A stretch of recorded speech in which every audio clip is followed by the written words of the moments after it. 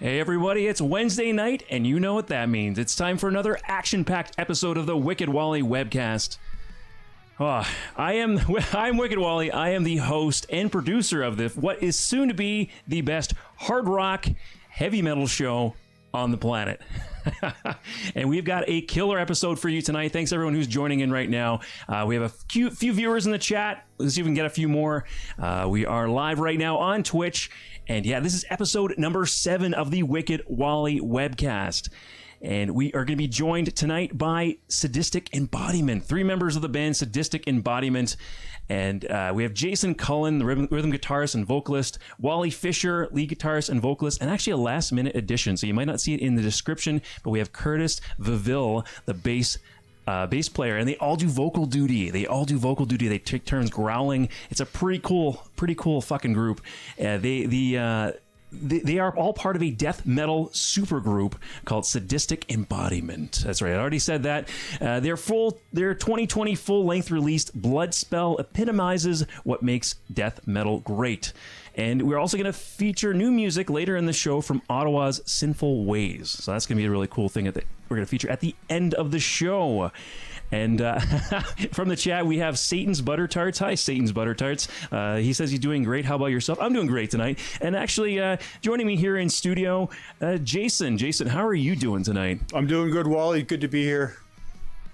Yeah, man. Are you? You checked out some Sadistic Embodiment before the show. Are you excited to talk to these guys? Yeah, these guys are super heavy. Looking forward to it. It's going to be a great conversation. It's going to be a great conversation. Those guys, you can unmute yourselves now. We're going to introduce you. From Sadistic Embodiment, we have Jason, Curtis, and Wally. So this is going to be a confusing show if anyone didn't notice. Wally, Jason, Curtis. Wally. Yeah, we got Wally. Yeah, Wally and Jason. Wally and Jason interviewing Jason and Wally. And maybe I'll call you Jay tonight, Jason. So it's not so it's not as confusing. Jason C, yeah. Jason D. It reminds me of like the movie Airplane, Captain under. Captain under. So Jason. Yes. What you want? That's going to get old. That's going to get old really quick. But like I said at the beginning of the show, death metal supergroup formed 3 years ago after releasing 3 most excellent, I recommend checking those out as well, not just your new release, 3 excellent EPs throughout 2018 and 2019. And now this is your first full-length release, Bloodspell. You just released this past September. And I gotta say this album is excellent for any death metal fans out there. You posted you posted at the beginning of October. The album reached 1,181 streams. I'm not sure what it is now, but it easily deserves to be 10 times that by now. It's incredible, and it's really good for a workout, which I'm going to have to talk to Curtis a little bit later about working out and metal, because you're a workout guy. You like working out, don't you, Curtis? Yeah, you bet. We just finished a workout just 20 minutes ago. Right, you were talking about that before. Curtis came over and kicked me and my friend's asses into shape there. It was good. So I'm currently doing one right now, actually. Arm. Oh, there you go. One arm. Arm workout. Yeah, I just got my giant mug. My workout for the year. Holy fuck! Now there's a stein. Yeah, I know. It's just got water in it, though. Nice. No, I wish it was beer, but I'd be burping the whole show. I have that same stein. It's an awesome stein. It is an awesome stein. Cool.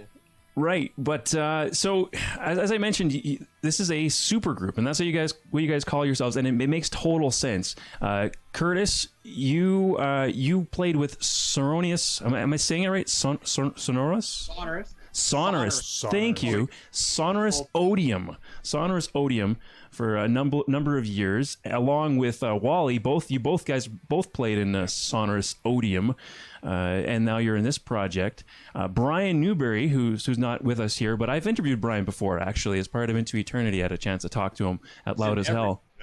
He's in every band. I know. That's what I'm going to say. He's in every fucking band. He's in every fucking band. He's into Eternity right now, presently. They got new music coming out.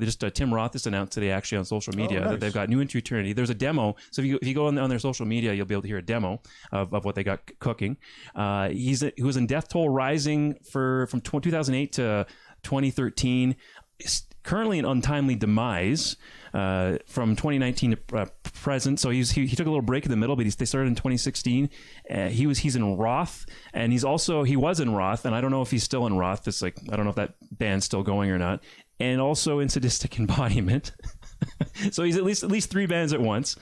And then Wally, like we said before, Wally, you were part of oh my lord, Sonorous. See, that's why I got Jason here to fucking keep me on track. Sonorous Odium, and then Jason, last but definitely not least, you were the first person to agree to do an interview with me. So thanks for being here. That's right. We gotta give you some fucking credit. Fear of City, Monarch Sky, Breaking the Silence. You're a member of for about a year, and actually it was kind of interesting when I looked up you being part of Breaking the Silence. If I got that right, you were Jason Keller. Did you have a different name? No.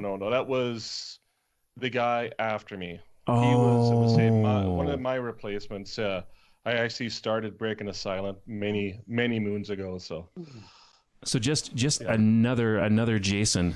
Another pale, yeah, exactly. Pale Right. He's like digging in there. He's like, touchy subject. We're not going to talk about it. Yeah. Were you Jason Keller? No, that was my replacement. That was the guy that that's Actually, Jason, can you just move your mic up a little bit? Is this yours, knife? Can you just Is this better if I go like this? Can you lift it? There we go. I can go like or this. lean down. Yeah, the SM7Bs, you can kind of eat them a bit and they don't sound too bad. So because we had those in the old studio. So yeah. So shit, you guys, that's a lot of background, bands. a lot of bands, music. a lot of music, a lot of expertise. That's why you call yourselves a super group.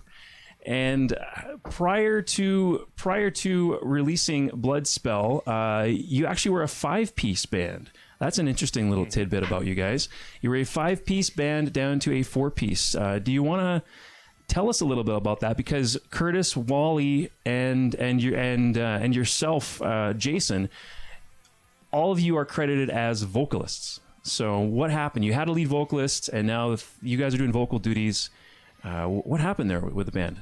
I can say that for the first few years of the band, we were trying to find what works, and we actually started out as a 3-piece, myself, right, Brian, and Helgi Lippert, and then we had Jason Cullen come on, then Nate, and then prior to recording Bloodspell, we decided to split with Nate and just pursue the 4-piece and have vocals spread that way. Yeah. And I think the thing that really pushed us into doing the 3-piece, like, rather than looking for another vocalist or getting like just Curtis to do vocals or one of us, is when we split with our vocalist, just prior to that, we played a show that we had to play without him. And so at that show, the 3 of us had to kind of pick up vocal duties for that show. And that was when we were still with Nate. But we decided to do that show just, or like he couldn't make it, so we had to do it with 3 of us. And we got such an amazing response from that show. So many people saying that show was like one of our best shows, and it was crazy, like the 3 of us, and how like unique that was. And we're like, well, maybe we should just try this for a while. So had you guys ever done vocals before? I think someone actually died at that show. Sorry, someone actually died at that show? I think so. There was someone being carried out by a bunch of people, so we don't know if the mosh pit was just that insane. Oh my god, that is the most fucking metal thing. Come see us live. You might die. That's the most metal thing I've ever heard. It is metal. What was your question, Jason? Have you guys ever done vocals before, or was this new for the 3 of you guys? Well, Curtis was our lead vocalist in Sonorous. That's what he did. Right. Sonorous Odium. I did backup vocals. I've done vocals in some other side projects and stuff. So and for Jason, for me, I've just done backing vocals. So. Yeah, and he crushed it on this album. Absolutely. Right. Yeah, you all sound great. And that's the one thing is like once I read that, I listened back to the album again, I'm like, it is so, that's why there's that diversity in the sound. And even harmonizing death vocals in parts, like, so but no, the cool thing about that, no, honestly, like I'm not just trying to toot your horns too much here, guys. But the cool thing about milking the cow again? No, that's a couple episodes ago. We're talking about milking cows, and there was a little hand action. We're not doing this episode. Or what's going on? But yeah, no. When you listen to the album, the cool thing is like that's what you're going to get live. Because a lot of times when you have bands and there's one growler, there's one death metal vocalist, you hear overlapping vocals, you hear them being layered. There was probably some layering in the recording, I'm sure, but you're going to get that effect when you see you guys play live, even though I mean, no one's playing live right now, but when you do get a chance to play live again, I absolutely have to come check you out because I think it's going to be just fucking awesome. Yeah, thank you very much.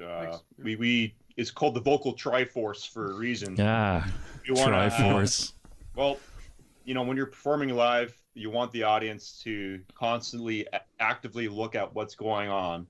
And then if you have 3 different vocalists piping in and individual songs or leading individual songs, your eyes are going to be locked on to different parts of the stage. You're going to have there's a lot more engaging everybody all the time. Yeah, exactly.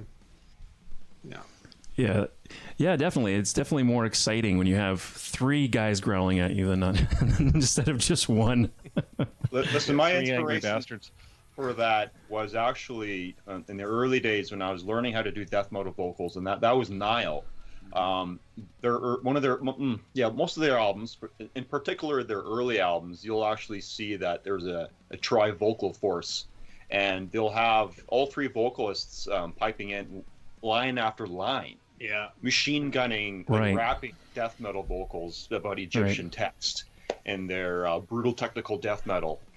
So that's what inspired me. I've always wanted to have a vocal triforce in a band, and that's what we're trying to achieve with this.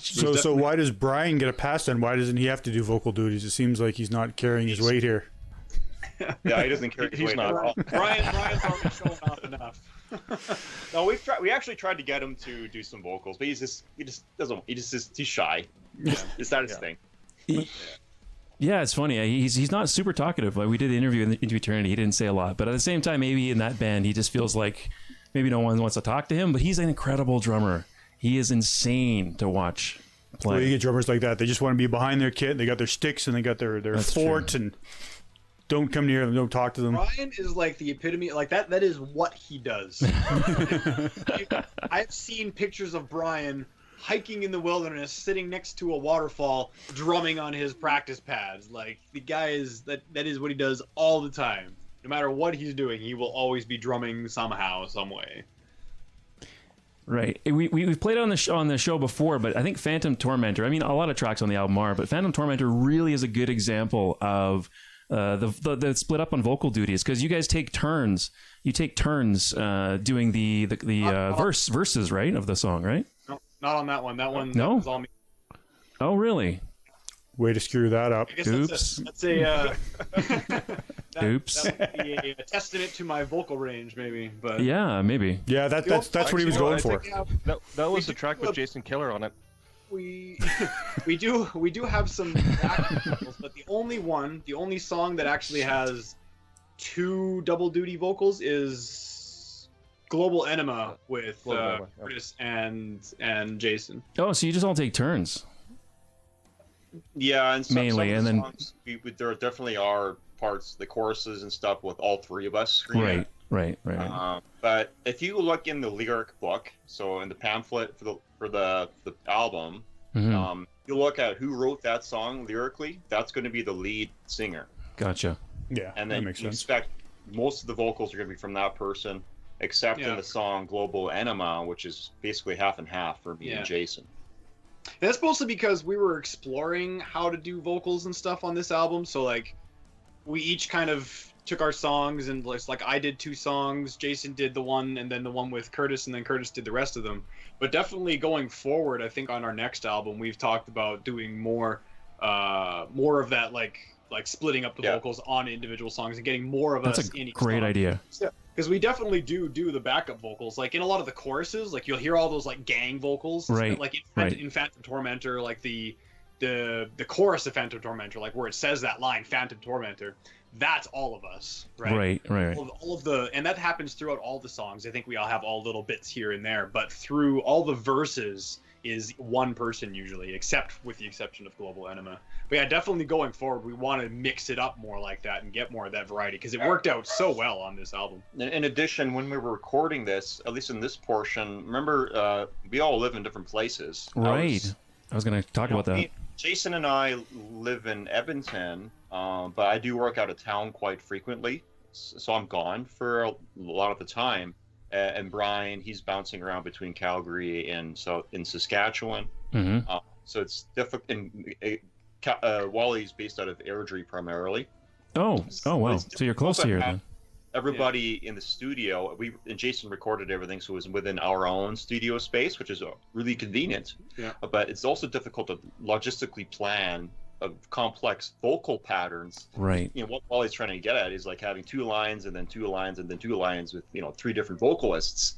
You have to have everybody in the same room at the same time for that. Well, like I think both Phantom Tormentor, actually Cerebral is probably the better example. Cerebral Termination, I wrote the lyrics and recorded and designed the entire performance in one day.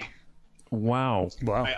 We came to the studio and I think it was just Jason and me. And then I came in later and I did crazy vocals in the background. Yeah, you helped do the backup stuff. But yeah, I wrote the lyrics for it, listening to the song like 20,000 times, and then figured out what I wanted to do for vocals and recorded it, and that was all just one session. So we didn't have a lot of time for us to get together and work on it. And then I came in after Wally laid down his vocals, and I just screamed my guts out for this kind of creepy background, painful sound effects. Yeah, the tortured screams. Yeah. Well, you guys don't have a music video for Cerebral Tormentor, Cerebral Termination. Phantom Tormentor or Cerebral? I'm mixing 2 songs up. Which one? Phantom Tormentor and Cerebral Termination, right? Yeah. So what was the one you banged out in a day? That was Cerebral. Cerebral Termination. I love that track, though. That was probably my favorite off the album. You don't have a video for it, but how about we take a listen and we can do some commenting on it. You guys can let us know a little bit about it as we listen to it. Yeah, sure. Exciting. Yeah, Phantom Tormentor, I think I also did the vocals in one session, but I didn't write the lyrics. I wrote the lyrics like the day before, or like a week before, or something like that. I don't remember. All right. Is it actually exciting, or do you want us to not check it out? We can check. What? The song Cerebral Termination. Oh, I just like Isaac. It's so exciting. Do you like listening to your own music? Yeah. Brian certainly does. yeah, I get a kick out of it. You can pick either one. Either one's good. I think actually, element-wise, there's probably more to talk about in Phantom because he already played that one. Did he? I did on a previous show, but that doesn't matter. Yeah. Play it again. All right, let's do Phantom because then we have something pretty to look at on the screen. Yeah. All right. Yeah, sure. Yeah, that works. And we'll pull up Phantom. I can point out things that you probably didn't even realize were there. Yeah, okay. Yeah, probably. And then we'll be able to hear you better if it's too loud. To just let us know, and I can pause it at parts, and you guys can talk. Sure, that's fine. Yeah. And here's hoping YouTube works. And here's hoping YouTube works. On YouTube, because it was down earlier. We had a YouTube outage. That's almost like never happens. That happens more often than you think. Oh, does it? Yeah. Holy cow! Who the hell is watching this video? 500 views. What? That's all Brian. So this is me talking right at the beginning.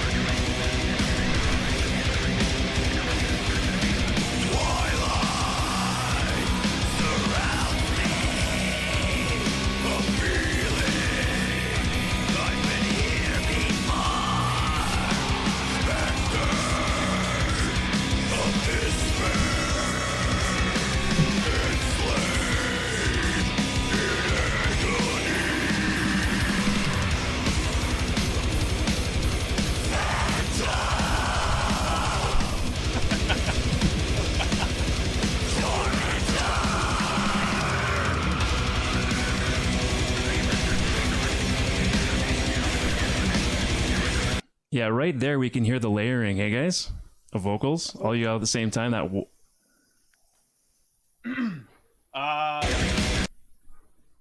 Yeah, so I think the layering is definitely in the chorus there. In the chorus.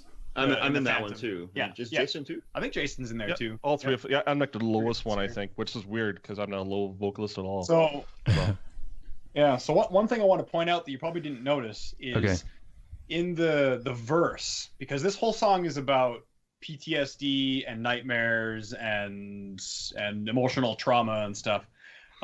So throughout the song, in the verse, when I'm doing the lyrics for it, in the background, there's actually two separate whispered voices that are combating what you're saying. So there's one line that I can think of in particular. There's like the thing, was it real or was it just a dream? And the whispers in the background saying it was never real. It was, all an illusion. And it's an inner dialogue. Yeah. Beneath the primary vocals. So if you have a nice surround sound headset or anything or sound system, right, you can hear the voices in his head. So when you go into the next verse, listen for the try voices. Not to listen to the vocals, the primary vocals, but listen for those whispers in the background because there's a lot of things going on in there. All right, let's see how good these headphones are. You got me wearing, Wally. They're actually really cheap. Mine are pretty good, but I can actually barely hear the main vocals, let alone the whispers.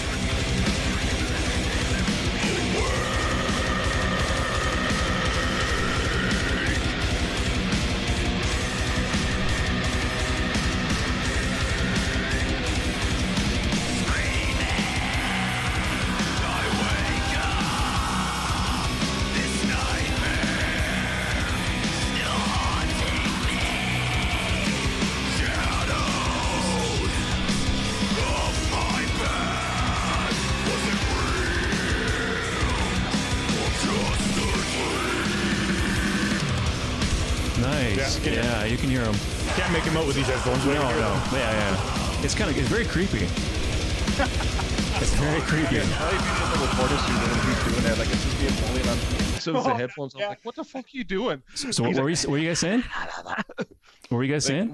When Wally was doing like the whisper stuff in the background, it was the most creepiest thing ever because I'm sitting with the headphones on, like over across the room, and he's like whispering into the microphone. I'm like, what are you doing, man? I'm fucking watching you. We had to crank the gain on that microphone so high for me to do it. You could hear every little shift and every like sound in my throat while I was doing that, and we just recorded those. All the mouth noises. Yeah, it was so crazy. It was really weird. Like I felt violated after. I'm not gonna lie. And Jason the whole time was like, "What the hell, man? What are you doing?" And I'm just like, "Just trust me, man. Just trust me. This is gonna be good." Death metal equivalent of ASMR. We didn't mention it yet, but Jason does. Jason, do you do? I know you're the engineer of the band, so you do all the recording. Do you do the mixing as well, or where's the album mixed out of? Is it? It's mixed from Justin Bender. Justin Bender. But you do the engineering though, right? So the recording, all that kind of all that stuff, right? Yeah. So that's a huge task, right? To get it go see Jason. No. Right, because what you give to the guy who's mixing it, what do you give to the person who's mixing it, has to sound half decent, right? So it has to sound good, right? So. Oh, and that's the thing too. Like, that's one thing that Justin's always said that he's impressed about. Like for all 4 albums, that is my guitar tone that I come up with for somehow. He barely does anything with it on the mixing stage. So pretty much what the guitar tone is, what you guys hear on the record, is what is sent to him. And that's a huge accomplishment for me, right? So absolutely. Is that post-processing that you do, or is it's a series of different, I guess, I don't know. See, that would be a secret. I don't want everyone I guess you want to put it out there to the world. I wouldn't know what the hell to do with it, honestly. For $59.99, you will find out. it might look like from this room that I know what I'm doing, but this came together by a luck and by accident. Lots of YouTubing and research and all that kind of stuff. So is all right. We'll go back to the song. One question about that, the whispers. I'll listen more for it. Yeah. Are you like okay? First, have you ever performed this song live? Have you had a chance to yet with everything going on? No. I haven't performed any of these songs live yet. Also, I guess some of technically that one we have played it live, but it had different lyrics. Different lyrics. That song we had kind of done before. when we had Nate, and then when Nate split, we had to come up with new vocals for it. So then I was like, okay, I'll write some stuff for this. And I think since writing the lyrics for it, like the song kind of transcended itself. So. Are you going to be doing the ASMR live when you're like, if you perform? Get these guys whispering on either side. Yeah, sure. Is anyone going to notice and allow it? Jason will be saying some bullshit live instead of the things will be like, get another drink. No, that was Jason. What we said there was freaking hilarious. That's going to be Brian's part. Brian can do the whispers while he's drumming. Yeah, we'll give him like a Britney Spears microphone or something like that. All right. Let's just finish the rest of the tune and then we'll come right back. Yeah, sure. All right. Bloop. There we go.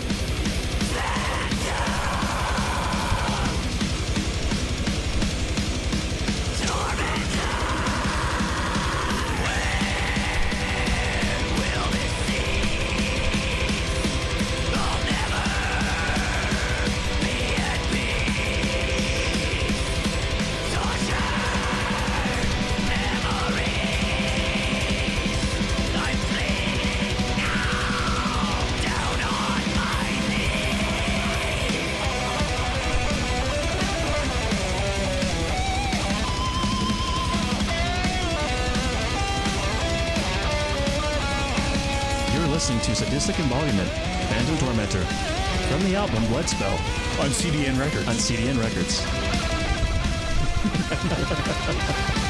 Maybe that'll stop the copyright claims. I don't know. Talking over the music or promoting it through the label? Yeah, I don't know, one or the other. Do whatever we can.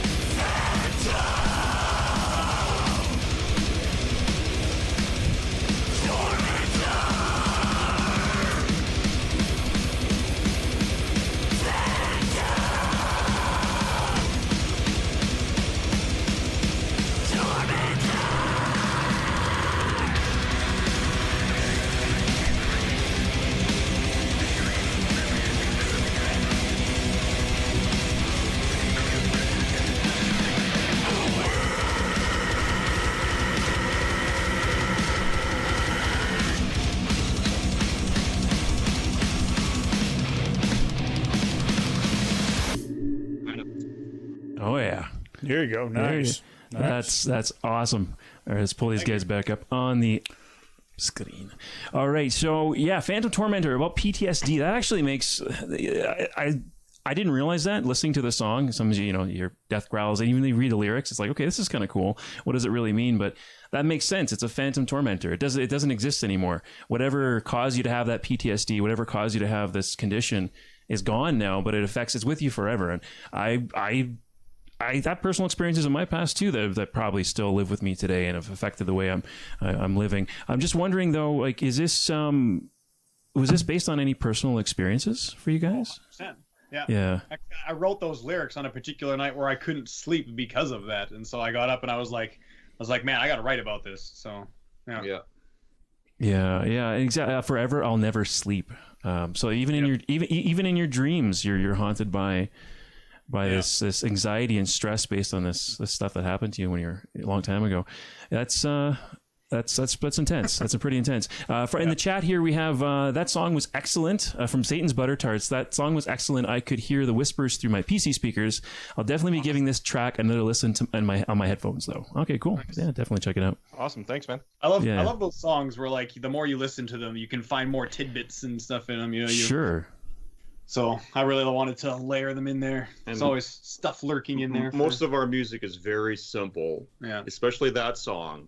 But that song has depth to it, and if you pay attention, there's a lot of intricate little details hidden away. So Right. So Jason, and not the one in studio, Jason on the chat there. Jason, I'm listening very closely to you speak, and I was hoping to hear like an Irish accent, but I don't think I hear anything. So you moved to Canada when you were not anymore. Yeah, you moved to Canada when you were 15. Like, did you work to get rid of your accent, or? No, once again, incorrect information. I moved here when I was 20. So September of this year, I think it was like September 2nd, I've officially lived in Canada longer than I did back home. Oh, okay, so, that's why. Sorry, more incorrect information. I thought, where did I see 15? Where did I get 15? I copied and pasted this from somewhere. Are you sure it wasn't on your Facebook page? Oh, I don't know, possibly. I didn't do it, so. I think someone got it wrong. I think someone got it wrong on your Facebook page. Yeah. It could be. Sure it is. Someone's just making up shit and putting it up there. That's true. So yeah. Did your accent just naturally go away, or? Yes. My first, I think it was like 4 years of living in Canada. I lived in Wetaskiwin, and that's all I got to say about that. They didn't understand me at all, and told me to speak Canadian real fast. So I had to learn to slow down. And, right. Speak Wetaskiwin-ish, I guess we'll call it. I mean, so maybe we after still hear your accent now and again. The certain words that out. you say. Certain words, yeah. Say, come again. Yeah. Come again. And I just did. No. Yeah, he's got hints of it here and there. Yeah. Like the more I drink, the more it comes out. So I was just gonna ask that. I was just gonna ask you that. Or the more angry, if I get angry, you can talk to my better half about it too. Like the more angry I get, the worse it comes out too, right? So maybe a couple more kokanee as the interview goes. We'll hear more of the accent. Yeah, there you go. But it's weird too. Like I can, when it comes out to you, it's almost like a fake Irish accent, like the ones you hear from like Hollywood and stuff. Like look at me, Lucky Charms, all that shit. I have to fake my own accent these days. So you feel more like a Canadian now? No. I still call it football, not soccer. I still call it trousers, not pants. All that fun jazz. You don't wear pants. I do not say a boot or anything. Right. If I would say the one thing that's actually more Canadian than me, I would say a lot more. Which is weird. I didn't think I would ever say that. So it gets stuck. Hey, even I say it. I say it. I totally. I totally say it too. Yeah. So we listened to Phantom Tormentor, and I mean all the songs on the album. I read a lot of the reviews, and the word that keeps coming up, or something similar to it, is catchy. So I'm curious, was it a conscious effort from the band to make your songs have it's death metal, it's heavy, but to have like a catchiness to it? Was that an intentional decision by the band? Somewhat, I think so. I think Brian tries to, we always focus on hooks, getting that hook in a song. The catchiness comes from arranging the song in particular order, and then just jamming out. Just jamming riffs, and then Brian Newberry will his ears will perk up and say, "Hey, wait, play that again," and then work from there, and then just go through. I can say it, a type of formulaic progression to make good songs. Right. And if you listen to a band called Death Toll Rising, which is Brian's first major band, I believe. They're all about the hooks. It's all about the hook, and there's a lot of good catchiness in there. And he brings his lessons from that group in the arranging and those hooks, and he really, I see it very clearly. He applies it to Sadistic Embodiment, and that's exactly it. We want to make catchy music, and that's the bottom line. Just things that stand out. I want memorable riffs. Yeah. When I listen to a song, I want to have memorable parts of the song. That's really what it's about. Same. I mean, I like some of the chaos, but it's just nice to have. I don't know. What about you, Jay? Well, I find with the riffs and the catchiness, it kind of makes it a little more approachable for death metal. Sure. While still being death metal, right? I mean, this is not pop music that we're listening to, but you get your foot going, you kind of get your head nodding, right? Like it's a little bit, like I said, more approachable. One thing that I could say has always been my approach. I like to write a lot more like anthemic kind of stuff, but even with the days of Sonorous Sodium, my goal in writing has always been to write something that will translate well live. Okay. You know, you get a lot of like techie bands, or like even the stuff we're listening to today, that like kind of deathcore stuff, any of that wall of sound sort of stuff. There's lots of intricacies and lots of cool stuff in there. Right. But then you go live, and unless you know the song, right, you're not going to be able to follow anything that's going on. It's just going to be, this is metal noise, and it's going to be high energy and stuff. But you're not going to get that catchiness, you know, that clearly defined kind of like groove when you're playing live. So I try to write riffs and arrange songs and lyrics and stuff that you go to a live show and you'll be humming it in the car on the way home, being like, man, that riff was awesome, right? You also get the live audience in unison. Do you know what I mean? They're kind of they're with you while you're performing. The energy that they're giving you lines up right with what you're doing, which is probably what you're going for, right? Yeah, exactly. Yeah. Well, we talked about where Jason's from. Curtis, you were a last minute addition, so I have no background information on you. You just showed up on the couch. so I'm gonna be asking you vague questions like, how did you get into music? But anyway, but I've done a little bit of research on Wally, and we'll see how many things I can get wrong.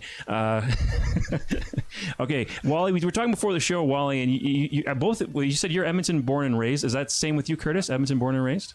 Yeah, we're both born and raised Mill Woods. Oh, so not quite. Yeah, okay, gotcha. Yeah. My wife is born and raised Millwoods, but I got her down in Calgary here now, so. Yeah. So born and raised Edmonton, and I was interesting to. This is something I've past couple guests we've had on. It seems to be an ongoing theme where guitar wasn't your first instrument, was it, Wally? Nope, it was not. No. My first instrument was probably piano, and then violin, and then flute, and then guitar. Yeah. Right. Violin. That's a lot of it. Flute. That's a wide variety of instruments. Yeah. Right, flute and guitar. I don't hear a lot of flute in death metal bands. Maybe you could. Wait. This is an opportunity, I think. Yeah. Actually, He's gonna have a flute solo and violin solo in the next one.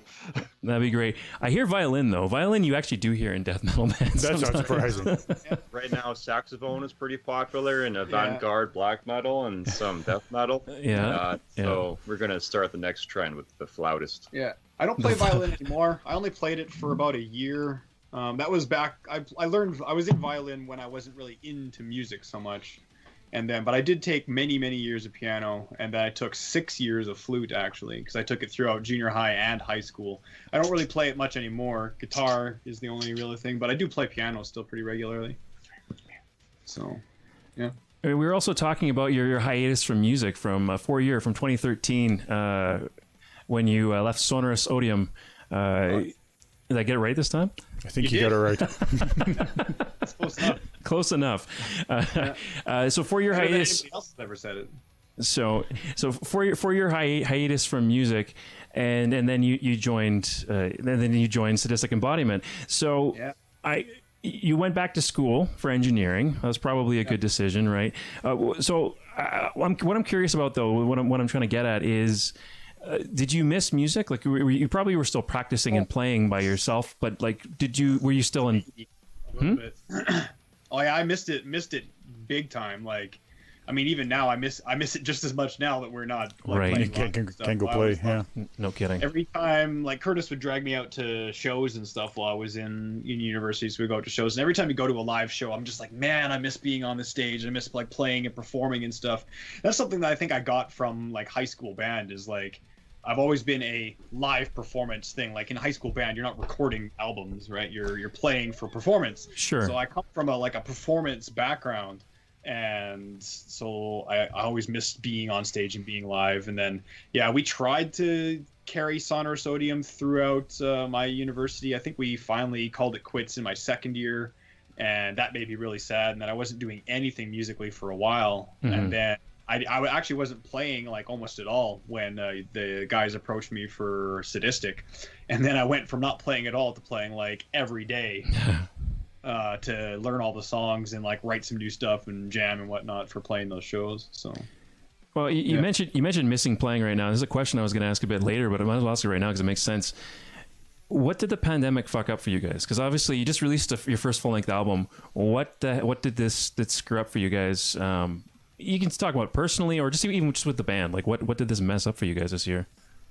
I think for the band, like, like we haven't jammed or even been in the same room as all four of us, and like shit, how long has it been? Like 4 or 5 months now, I think. It's been a while, yeah. Like, and I think for us, especially for me, like just with the new album being dropped and stuff like that, it's hard to really focus on learning it as a band when I'm just kind of practicing by myself, right? Because you're not going to get that live feeling, right? So there's no like accountability, right? It's not like I got to learn this so we can jam next week. It's like I could learn this now, but we might jam 3 months from now. So yeah. Well, we're talking about Brian. He's part of Into Eternity, and they played at Loud as Hell. It was a couple of years back now. I got to see them play at Loud as Hell. They're one of the headliners, and they never play together, right? They're all in different places. They very rarely play together, and I love Into Eternity, and I've seen them play live multiple times, but not with that lineup.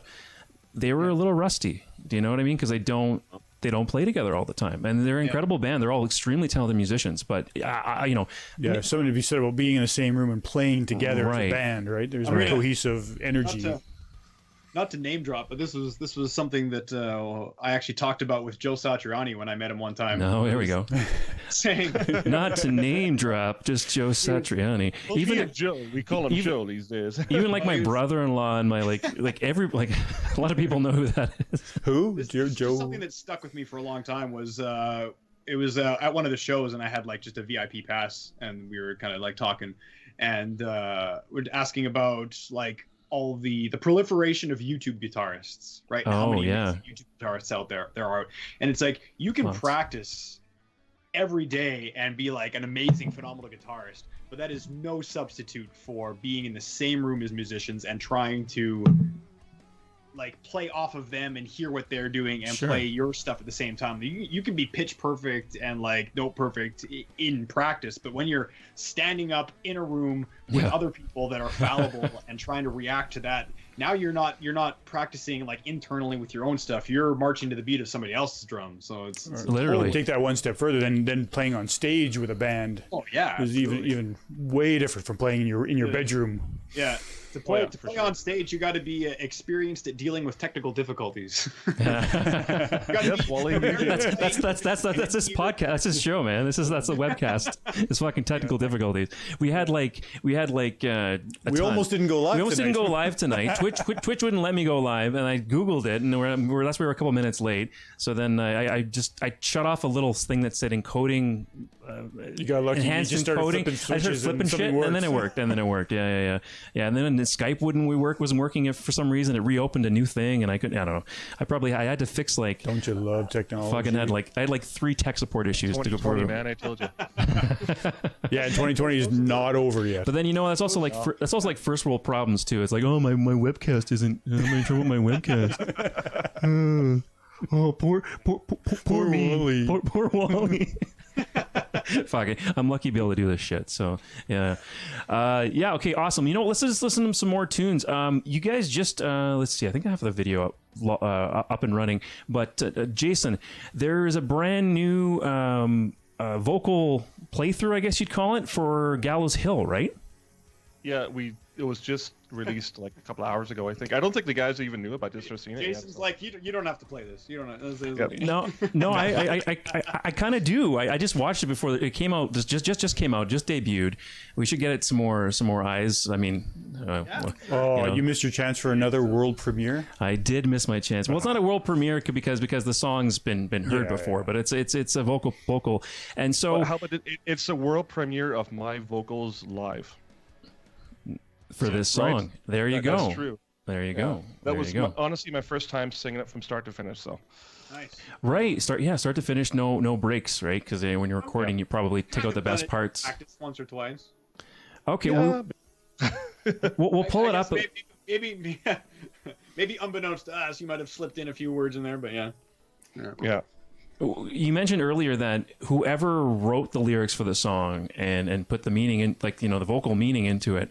I guess that's a word, is the person who's singing it. So, Jason, can you set up the song for us? What is the song about? What are the themes behind it? And what does it mean to you?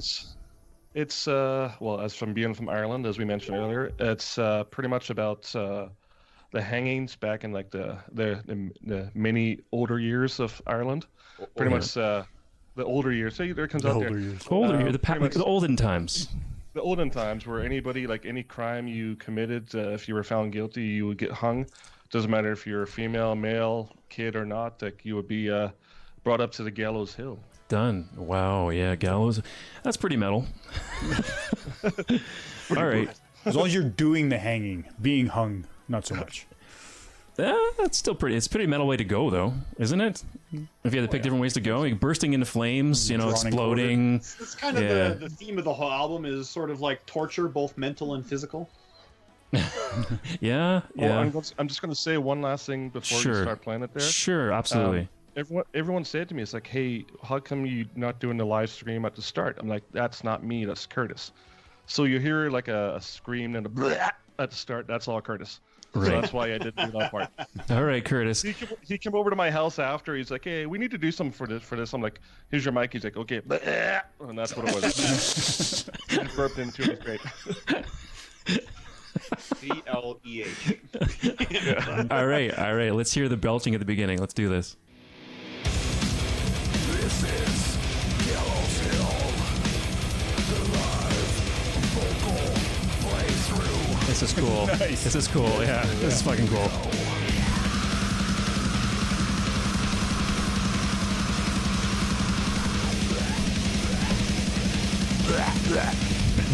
There it is. Yeah.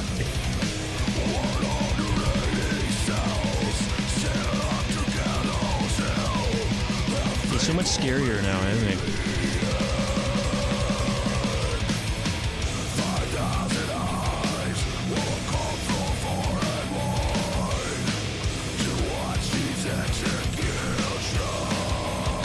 Come from far and wide to watch the execution. I know, I'm digging the poster in the background, actually. Your empire needs you.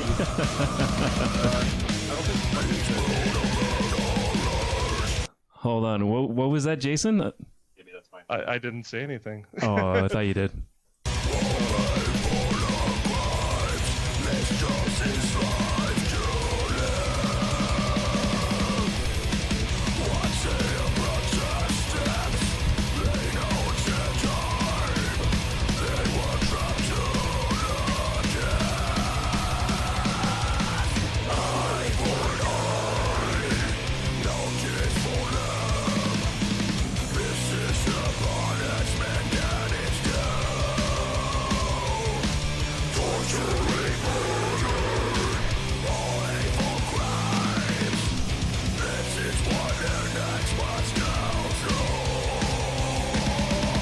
Hey, there's that SM7B again.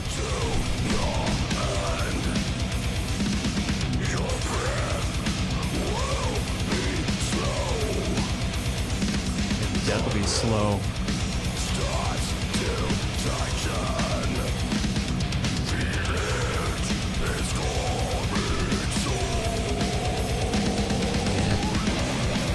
Fuck yeah. Absolutely. That's fucking sick. It is really. Yeah, I felt really awkward here. It's like, what am I going to do? Wally solo? I'm just going to headbang and do some weird shit. What were you saying? I was like, well, like, it's got Wally solo here, so I don't really do any vocals. I'm just like, okay, I'm just going to headbang and, try not to pass out from doing vocals. It's great. You should have you could have had a prop or something, maybe start combing your beard out or take a sip of tea or. Yeah. For the next one. From the chat, it's Jesus, Wally, get the man some decent cans already. What? Oh, headphones.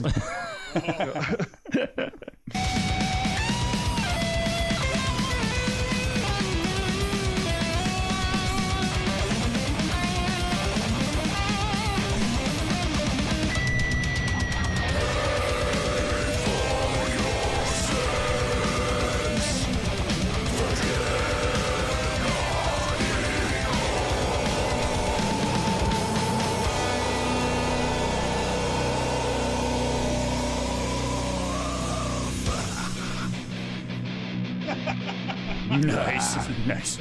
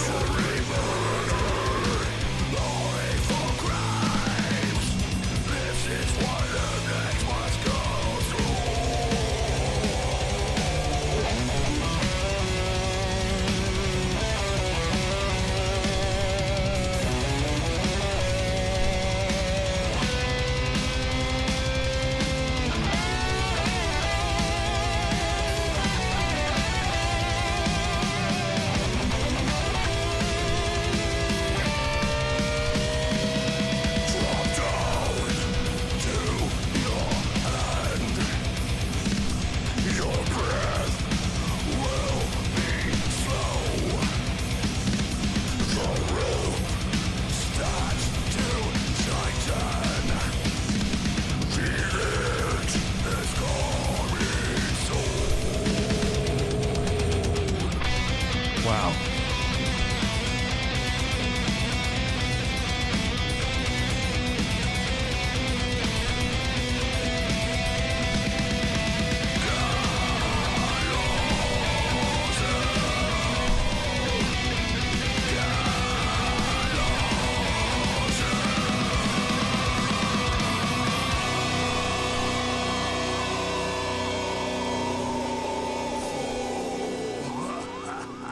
Nice. That's awesome. That's a great video. That's so cool. Jason. That's fucking awesome. Good job, man. Yeah, you guys have, It was not good. so you guys haven't seen this before, right? Wally and Curtis. I know we posted it. I saw you posted it, but I hadn't watched it yet. Surprise. That's awesome, man. Awesome. I have a question from the chat. Someone's asking how to donate. So I'm going to let folks to know. you or to the band? Actually, to us. That's right. Yeah.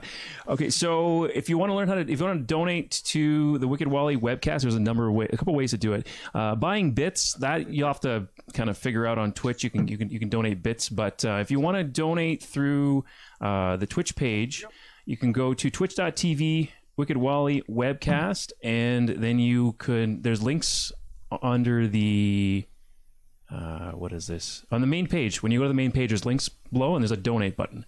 So if you click on that guy, it goes to Facebook? Goes to Facebook. Okay. All right. More technical problems. Okay, so Wally's going to have to fix that.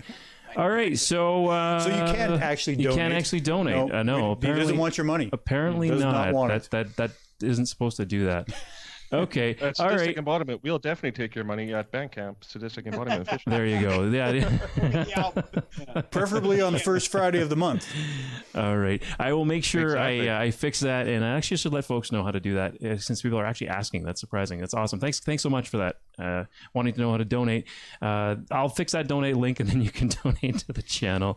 It just goes through PayPal.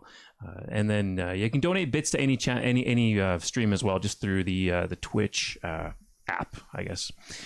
All right. Tell me you don't have an OnlyFans? What is this? OnlyFans. We should do an OnlyFans. You should do an OnlyFans. That's right. It's for fans of the Wicked Wally podcast, right? Yeah. The Wicked Wally That's webcast. what OnlyFans is for.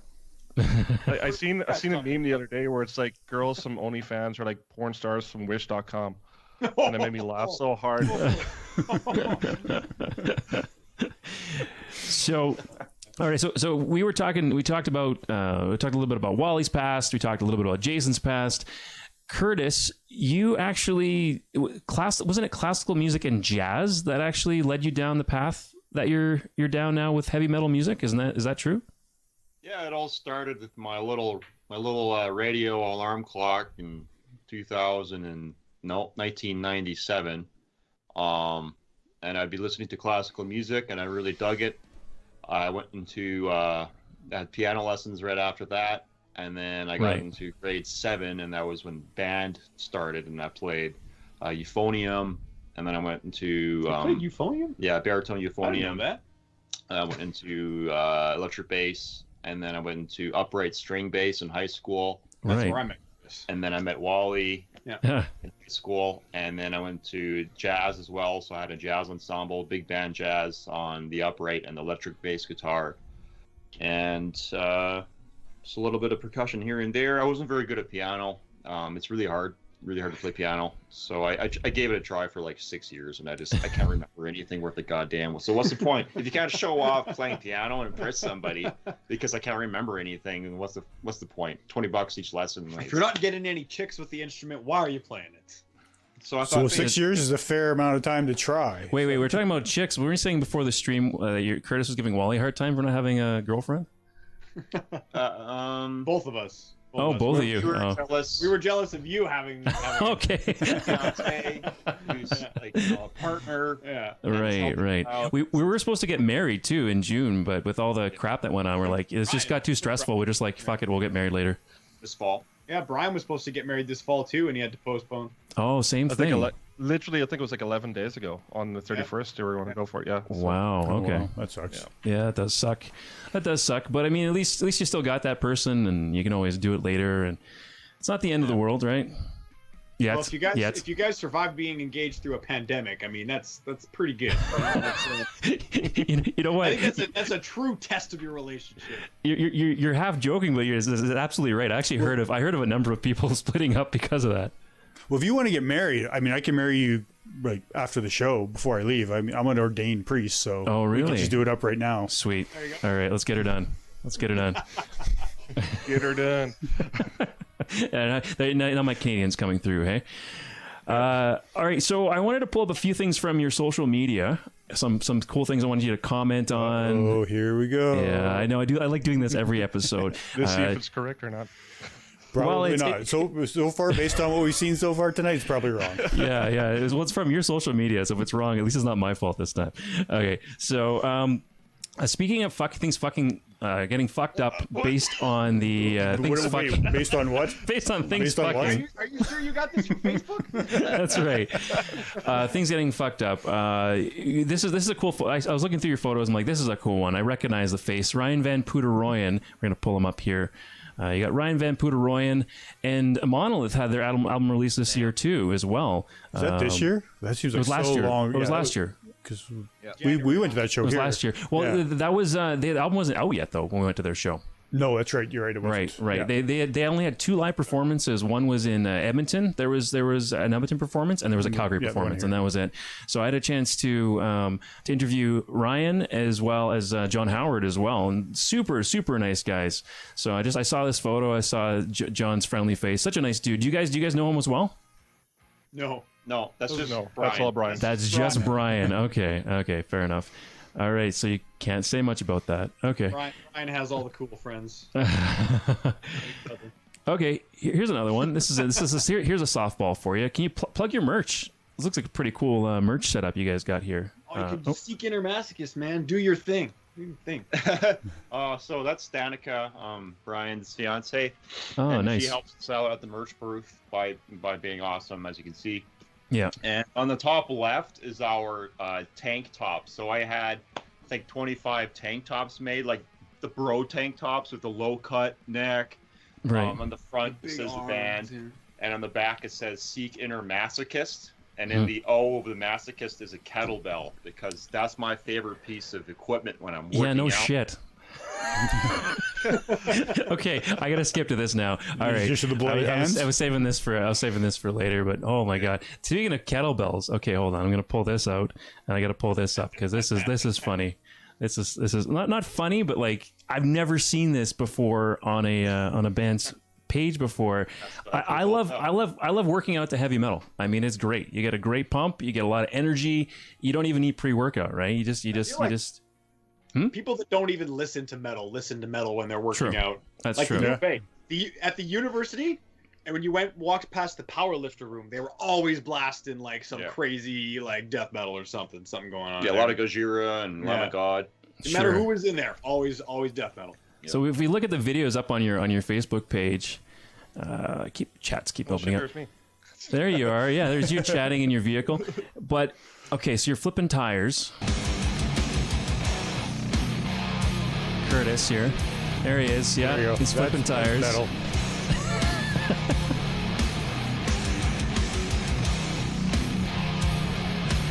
All right. And we got kettlebell workouts. There we go.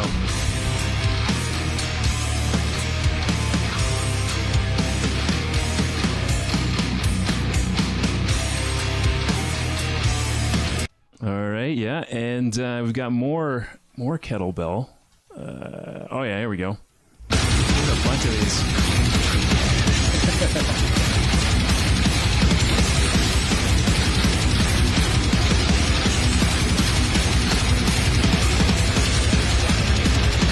Oh yeah.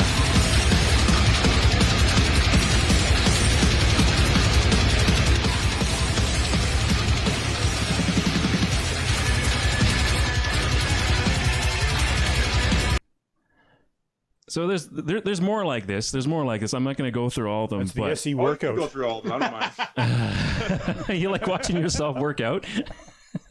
See, for me, like Curtis is like, you should do something too. I'm like, okay, I'll just sit there and eat burgers. Maybe, I don't know. I hate workouts. What I'm doing there is tying in a couple things. First of all, when you're when you're a product, so we're delivering a music product, which is our art.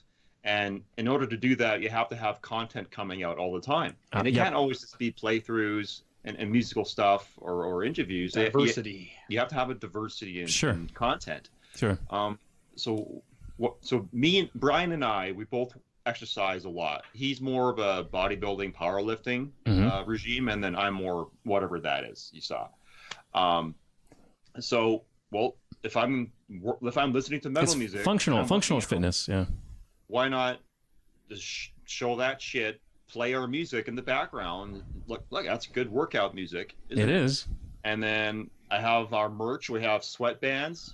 Yeah. And so I'm showing off our merch. I'm showing off tank tops, the one that I showed you in that other picture. And then I'm delivering content. I record it and I edit with the small program, and I throw some music on there, and then I make a 30-second or 1-minute clip for the Instagram, and that's something. So I'm producing stuff while I'm working out. It's called multitasking. Well, that's cool. People like that, though. People like to see more sides of the artist that they like, right? You get to see some of their personal life with the other things they're interested in, and then you can tie it in with the metal as well. That's awesome.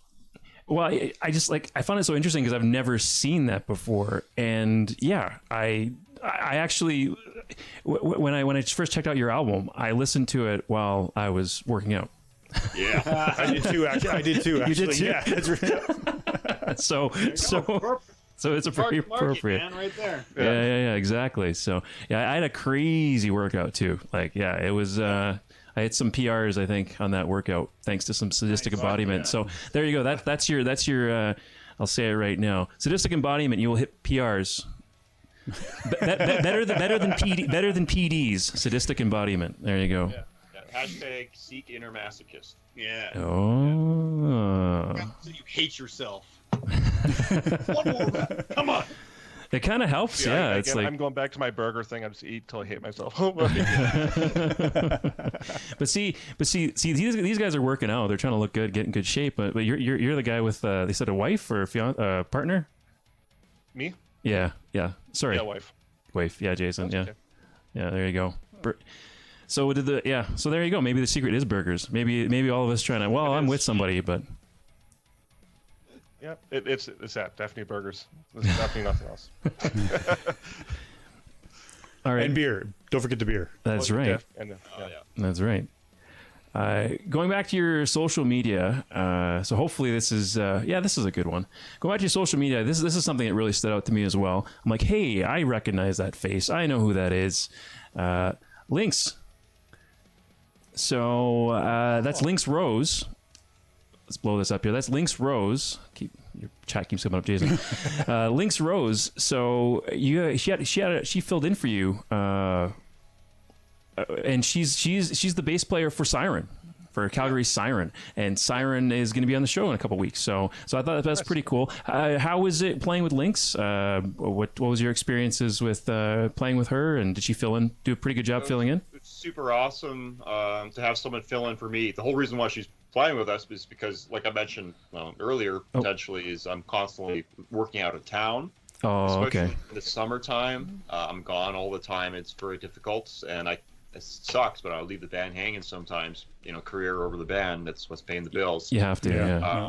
And then there's 2 times we've had a bassist come in and fill in for me. But how was it playing with her in the band? Like it was fun. It was really fun. I only got to sit down with her one time, and that was at the festival Loud as Hell, where you saw that photo. Right. Yeah. So while I'm sitting out in my tent in the back 40, I got my bass guitar there, and I got a little amplifier thing, and she comes up with her bass, and they just run through a few songs, try my best to teach her on the spot. It's 30 degrees outside. And it was just fun, young energy. This young lady, it was really sweet. That's pretty cool.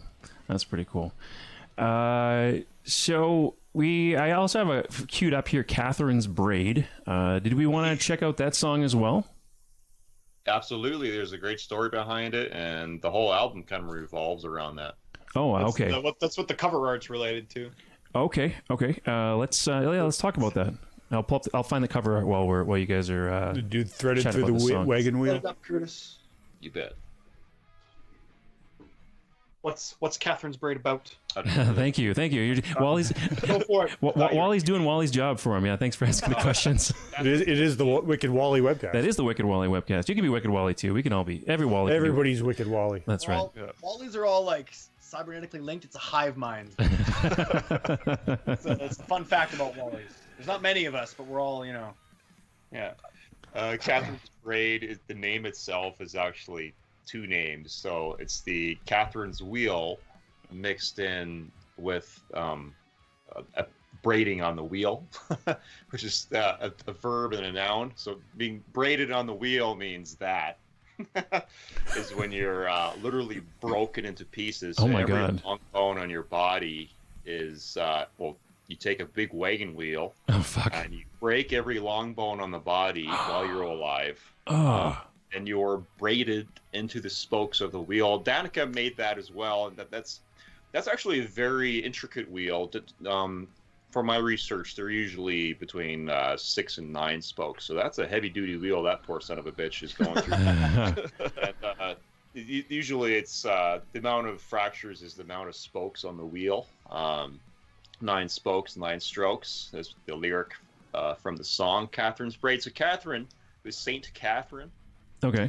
And she was sent to be broken on the wheel.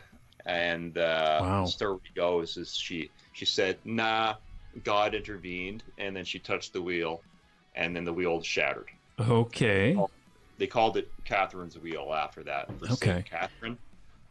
And then, yeah, like I mentioned, the name is the act of literally braiding a human body through the spokes of the wheel. So typically someone that's condemned will be sent to the wheel to be broken. And it's usually a nice public show. Everybody just like the hangings as well. Right? Good family outing. It was a Bring the public kids. spectacle. Absolutely. Well, I think of some of the messed up TV shows I watch, and it's okay because it's all fake, right? It's all fake violence, but I love it. I still so back then there was no shows like that. People wanted to see the real thing, I guess. Yeah. But I guess the nerd in me is going to come out right now. The part of my brain is like, how do you braid someone and break their bones through a wheel? Like, do you put them in there and turn it, or like how the heck does that work? Well, okay, so the individual is usually laying down on the ground, so they're roped off like this on the ground. Yeah. And they're actually typically set on, imagine 2x4s. Sure. So you get 1, 2, 3, 4, 5, 6, 7, 8, 9, 10 2x4s outlining the body. Okay, So gotcha. suspended a few inches off the ground or Yep. off of a palisade of some sort. And then the executioner with the two, I call it a toque. The Canadian executioner. Oh, okay. Alrighty, it's time to die. Okay. He'll come with the wheel and start breaking. Oh, fuck every me. bone one by one. Yeah. Right? In between, they'll sing a song or Yeah, because that's what you do when you break bones. You sing some tunes. The Canadian executioner, the good old hockey days. Yeah. Oh, the good old hockey day. And then eventually, That's the best game you can name. when that individual is literally broken to pieces, they're still alive. Once your arms are nice and noodly and they can be woven into things. You pick up the guy and you just weave him in a certain way through those spokes. It's not hard. I can't, especially if they've been starving in prison for a number of months or years prior to that. And once that person is basically part of this wagon wheel, they'll put the wagon wheel, vertical, and then get a big post, like an axle of some sort. Sure. Propped on a pole, which is one of the lyrics from the song, and then put that guy up in the sky so everybody can see. Don't fuck with the government. Or don't steal or do whatever, because that guy up there is being eaten by ravens while he's slowly dying from the elements and blood loss of his wounds. Wow. And I'm sure the executioner works out with kettlebells. That's how you can pull that feet off. Definitely. Yeah. Yeah, All actually right. plates, like 45-pound plates mostly. Yeah. Around the functional training. You're a functional fitness guy. That's pretty cool. I like that stuff too. All right. So Catherine's Braid. Let's listen to the tune. Let's pull it up. Let's check it out. That was a great freaking explanation. So actually, before we play this one, Sure, Wally. This one is all Curtis except the opening vocals, and I think some of the backing vocals are actually Calvin from Dead Jesus. Calvin Furr. Oh, okay. I haven't heard of Dead Jesus, actually. Dead Jesus was a big Edmonton band. Okay. They were the biggest in the late '90s and 2000s. Mm-hmm. So Calvin is one of the forefathers of death metal in Edmonton. Edmontons. Okay. So it was a real pleasure to have him on. You'll hear him in the beginning, and you'll hear him say, "Broken on the wheel." Yeah. Okay. All right. We'll listen for it. Yeah. Fuck yeah. All right. Let's do this. It's a long song. 6 minutes. Yeah, it's the longest on the Do album. you need a bathroom break or anything, Jay? No, you're good. No. Do you? You want me to man the controls here while you take a leak? I think I'm good, actually. Yeah. Feeling pretty good. I'm just going to crank this up a little bit. There we go.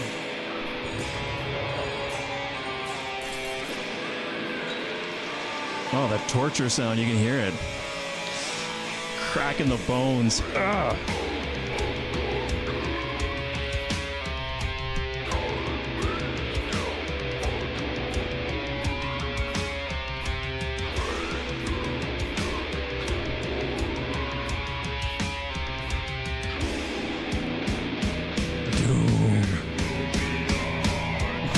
That's an understatement. It'll be a hard day.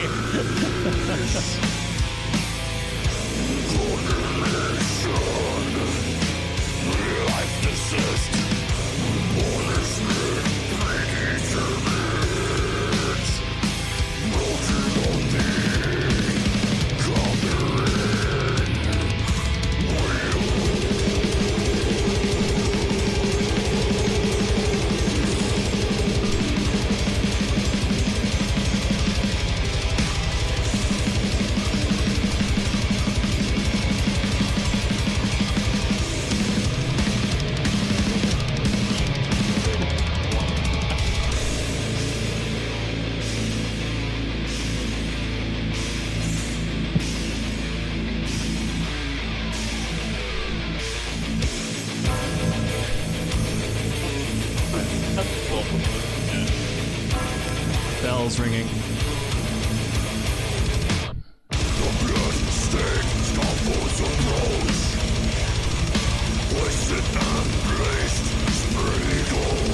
It's appropriate. It's a long song. There's a long, agonizing torture. A long death, yeah. Right.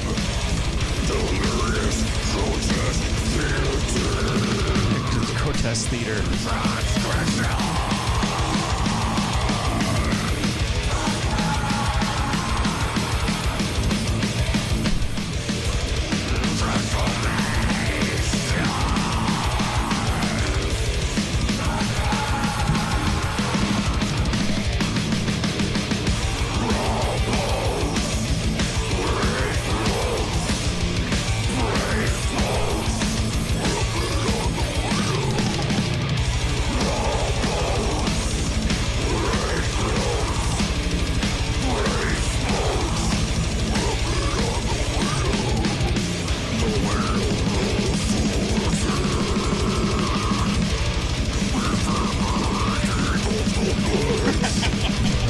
The reverberating.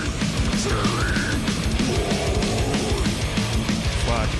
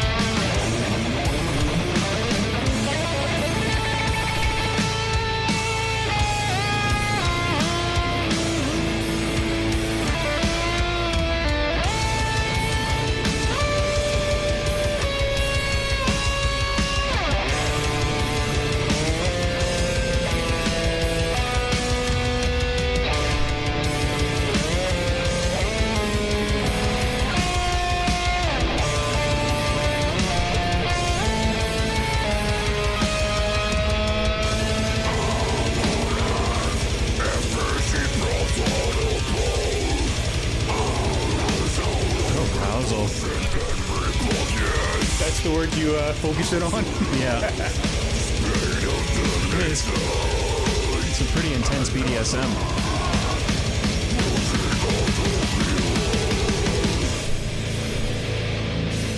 Fuck yeah.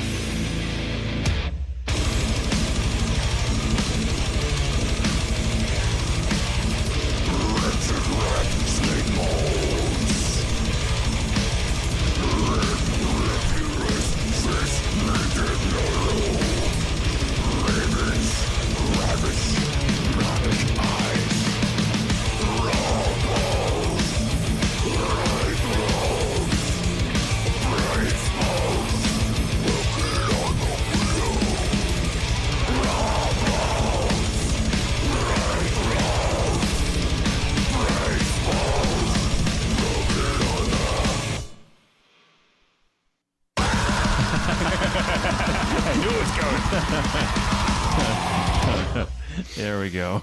Awesome. For the listeners of that song, when they hear that pause and the scream, they're just like, yeah.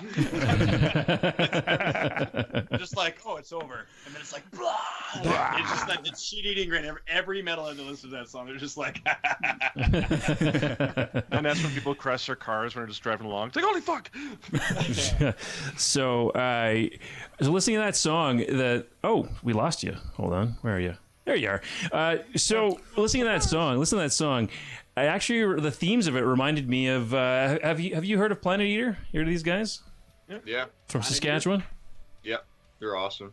Yeah, they are. They're They have great merch. apparently, because I bought a shirt. So yeah, they're pretty wicked. That reminded me of their song, like the themes of it, the boats. Do you know this track I'm talking about at all, or no? No, tell me about it. No, the boats. It's so it's about torture as well, like an old torture as well. And they have two boats, I guess canoes or boats, small boats, and they put them together. They seal them off, and on the inside there's milk and honey, and they put a person in there. So, and then there might be another step to the torture, but basically the point of the torture is Jason's just looking at me. Yeah, you lost me. Where are the? Okay. So someone's being punished. Yeah, being tortured. yeah. No, I got that. Yeah, Two boats, and milk and honey. like, right? Kind of thing? Together. Yeah. They're inside. They can't get out. Milk and honey, right? Okay. So they get slowly eaten away by maggots. ooh. Brutal. Yeah. So the milk and honey, I guess, keeps them alive somehow. But yeah, they get slowly eaten away by maggots and like critters and bugs and whatever, right? So the torture is yeah. Are they like on the water? Or they throw them out on a lake and just leave them there? Or what's the point of the boats?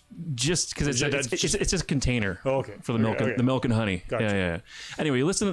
Check out the song. Check out the lyrics. It actually explains the whole torture in brutal detail. And it's an excellent song. Excellent song. Just like the track we heard. Another torture song. So why does torture go hand in hand with death metal? Simple, stupid question, but now, what do you guys? Why does it go hand in hand with death metal? I can't. Well, for death metal is one thing, but I can see how it ties into the band. But you do have a sure. theme. That's probably a better question. How does torture tie into the themes of the album? Oh, let me tell you. The band name is Sadistic Embodiment, and that name embodies the human condition, whether it be the psychology of people within our in our own minds, i.e. Right. Serial Termination, Phantom Tormentor, the song Stranger, or historic acts of sadistic nature that we keep on repeating over and over again.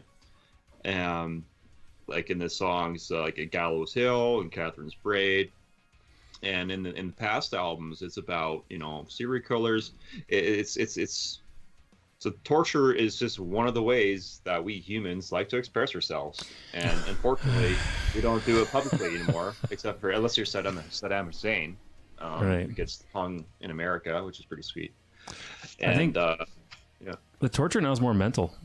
You know what I mean? Like if people are torturing each other or bullying each other or hurting each other, it's over the computer, Well, it's a lot more behind closed doors. There's that's true too. Oh, yeah, there's still torture going on. Like underground slavery and human trafficking and Harvey Weinstein and all that stuff. There's still lots of physical torture. You know what? That's a crazy shit. Yeah. It's just not a public spectacle anymore. Right. the first song. Right.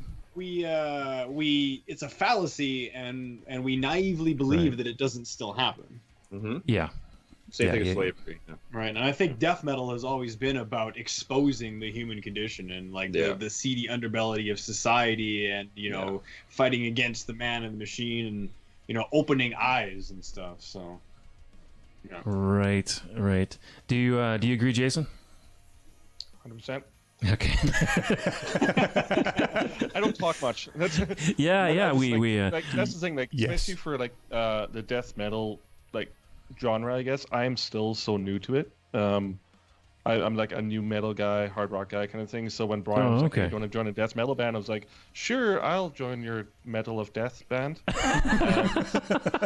Didn't know anything about it, and I was like, "You know what? I'll start learning some of the music and stuff like that. Like listen to some of the bands out there." And thanks to Curtis and Wally, there, like they've introduced me to a ton of bands, and I'm like, "Holy shit, this is awesome." So I definitely see a theme with Curtis down, like the torture thing with it goes kind of hand in hand, right? It's for death metal, to me, it's a story. Everything's got a story and a meaning behind it, right? So based on that vocal video, Jason, I got very surprised about what you just said. Yeah, exactly. It's like I'm new to this metal of death, whatever this is, and then all of a sudden, it's true, I am. and then like, well, how long did it take you to learn how to do vocals like that? Like I've heard it takes years of practice to get good at that, or did you just pick it up right away, naturally, quickly? I wouldn't say I've picked it up right away or anything. I'm honestly still learning. Sure. Curtis has been a huge help for me when it comes to trying to get my voice where I want it to go and stuff. He's definitely because like he's got the background when it comes to vocals, so he's a good help. And then just like listen to bands that I've grew up listening to, just trying to emulate them as best as I can, but make it my own style, I guess. Right. So like the guys always say I've got like a kind of like a thrash metal sounding voice, I guess. So I kind of go with that way, right? So as you can tell, Slayer. I can't do what you do, so that says something. Like wow. That style of vocals. Yeah. I can't do it, but it also it would seem painful to do it the way you do it. And it doesn't hurt at all. Oh, okay. So it's just technique. Yeah, it shouldn't hurt. Yeah, styles. Yeah. Whereas I can't do the stuff Curtis does or Wally, like Wally's. Yeah, and that really excites me. Cannot be.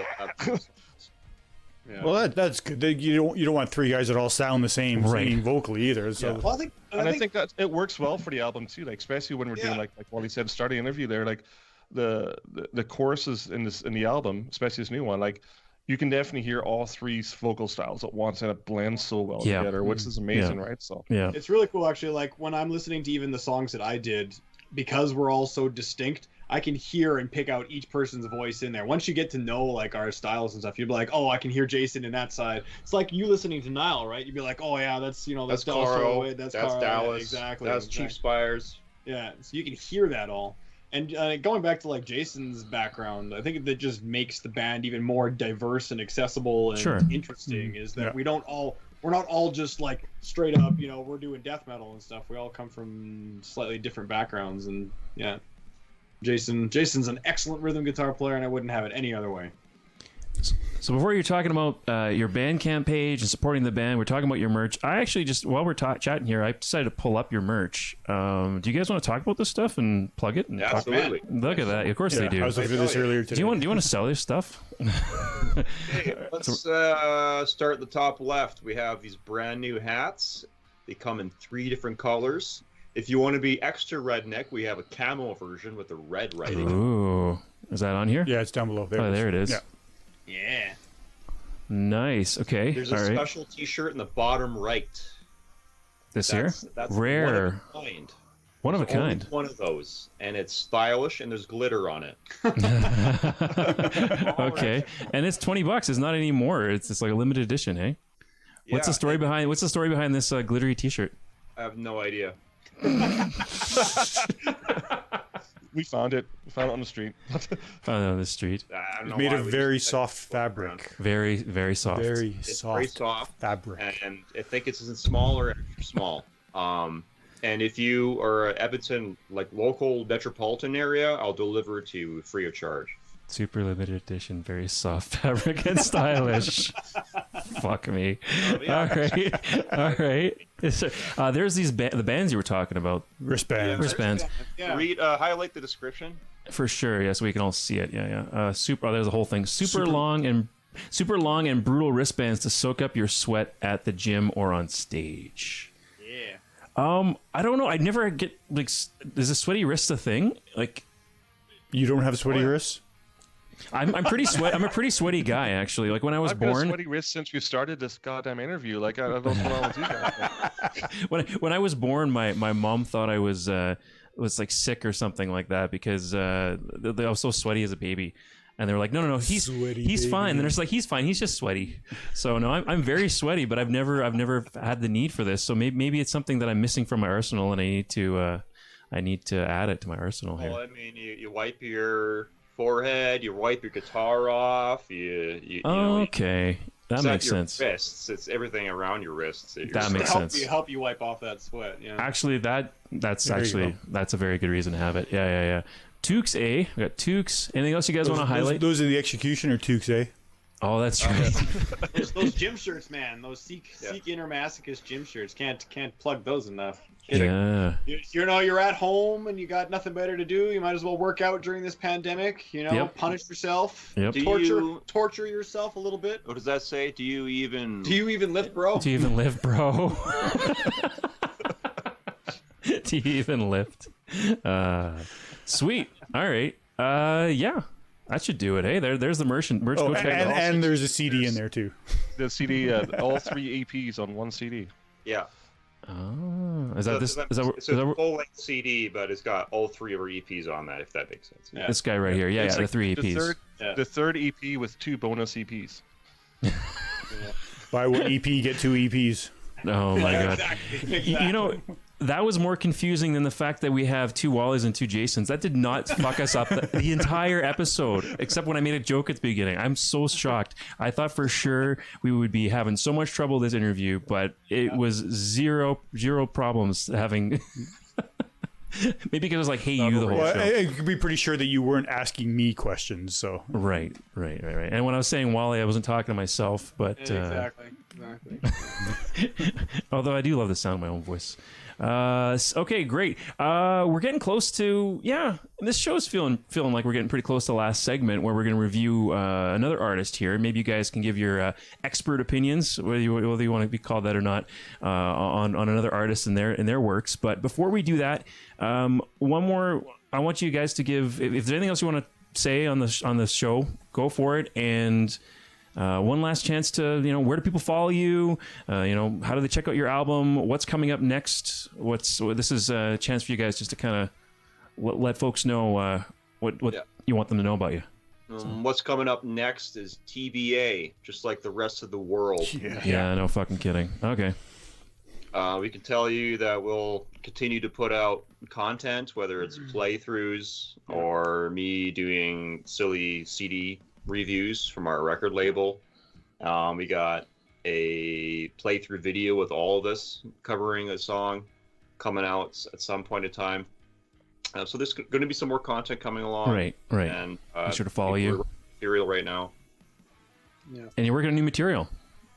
We are, a little bit here. Now and again. Some riffs, some drums, yeah. Right. Mm-hmm. It was like 5 months ago, I think, but yeah, I was still working on them. Yeah. I'm planning on launching a live stream soon, where we'll be streaming guitar playthroughs and just me practicing and stuff in general soon. Practicing our stuff, practicing other stuff. So. And where can people check that? Where can people check that out? You can find me on Twitch, probably under Reaper's Arms. And then eventually that'll be linked to our Instagram. It'll be page. on our Instagram, yeah. Okay. What's our Instagram page? It's Sadistic Embodiment Official, I think. Yeah, I think so. Yeah. That is it. Yep. And then same thing, you'll see links to any kind of content. Yeah, I guess if you go to if you go to our Instagram, you'll find everything there eventually. So or our Facebook. Our Facebook is usually pretty good too. Sadistic Embodiment Official at Bandcamp, but of course check out CDN Records. They have awesome deals almost every month. There's something that's 50% off. You can get Bloodspell off of CDN Records for about $10. Oh wow! $5 for a digital copy or a physical copy? Physical copy. $10. Sweet. Whoa. Okay. Well, it's like Curtis said, it's 50% off right now. So if you get it right now, I think you can get it for $5. So get Wow. that, and then a bunch of other CDN records. They Lots do of great bands. Lots of Correct. great ones. Ending Tyranny is my favorite band off of CDN Records right now. Ending Tyranny, they're brutal death metal, deathcore, crossover band from Ontario. So check out their 2 albums. You buy all 3, buy those 2 albums from Ending Tyranny, for example, and then buy Bloodspell. That's $30, and then $5 shipping or something. It's great value. Yeah, and CDN's Canadian-based too. So if you want to support Canadian-based music, it's a great place to go. Go check. Yeah, There you check go. out. Link in the chat. Link in the chat. Oh, there you go. Link in the chat from Jason. Thanks, Jason. CDNrecords.com. And right now, $5 for a physical copy, which is nice to have. I'm gonna get one. Yeah, no shit. Big Mac. Mm-hmm. How long's the sale on for? Can I do it tomorrow?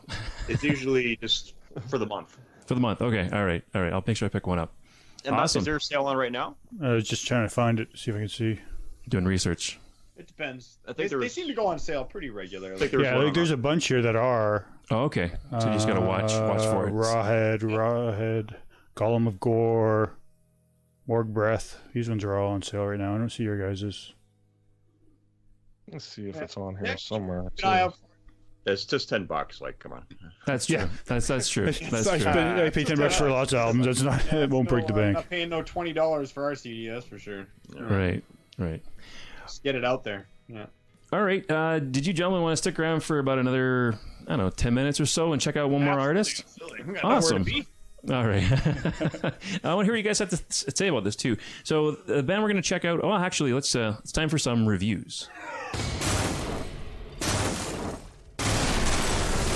There we go.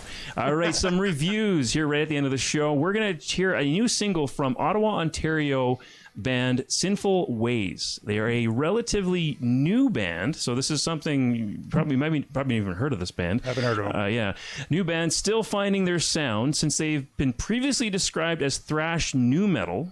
But this new song doesn't sound like that.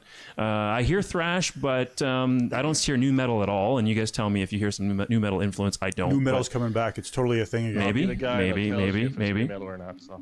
But so I don't know a ton about the band. Just that they're not very well. They're lesser known. But at the same time, their music video has almost 7,000 views. So they're doing something right. Somebody's watching.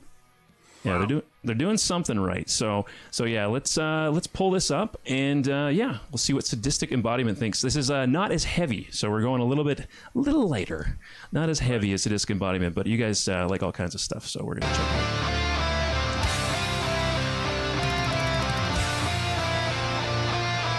By the way, this song is called "Burst into Flames." All right, let's do this. And we got the fan blowing the hair out. All right, start at the beginning. There we go.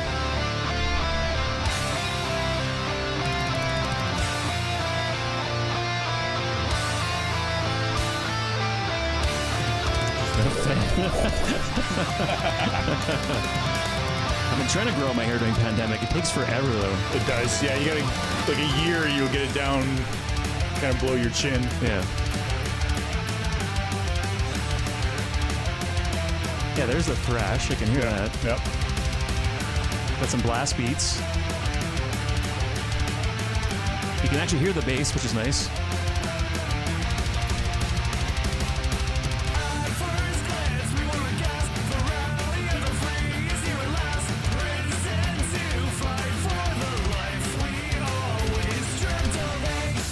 It's almost like Britney Spears compared to what we were just listening to. Yeah, kind of. It's way lighter. I know. But it just dropped and it has a ton of views and relatively unknown band. I wanted to check it out on the show. Yeah.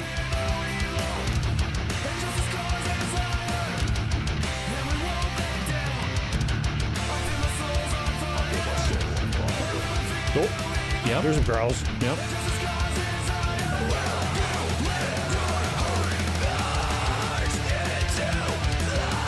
Oh yeah. Okay. Yeah. Switching it up.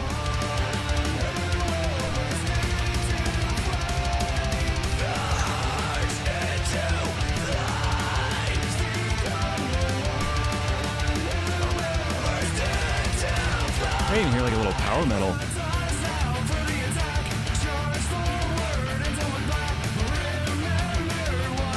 Yeah, this isn't really new metal. No. Maybe they were before that, maybe. you know, like.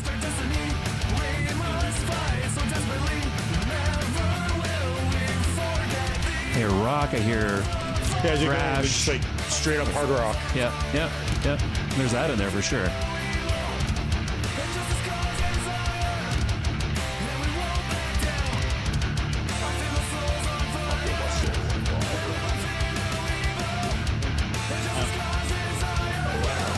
Well, the fan's not doing much for that guy.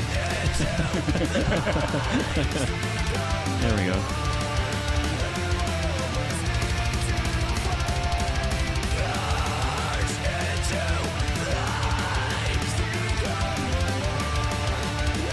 I like the fast guitar.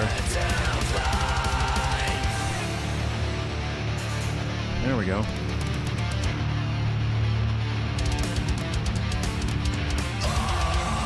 These guys remind me a lot of Trivium, actually. A little, yeah, definitely hear that.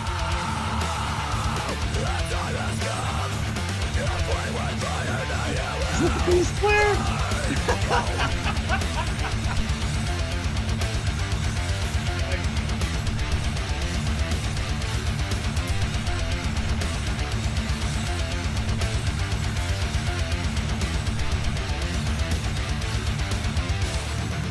It's good.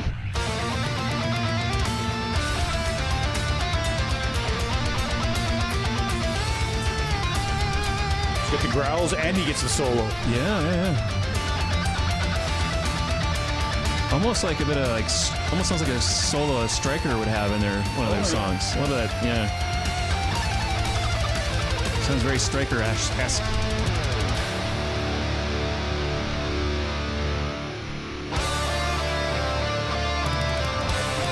And all it is a single. Like there's no album they're talking about yet or anything like that. It's just here's our single. You see a lot of that more and more nowadays, right? The bands just put out songs when they're ready to go, and Yeah. maybe there's an album that comes out later on, but Yeah.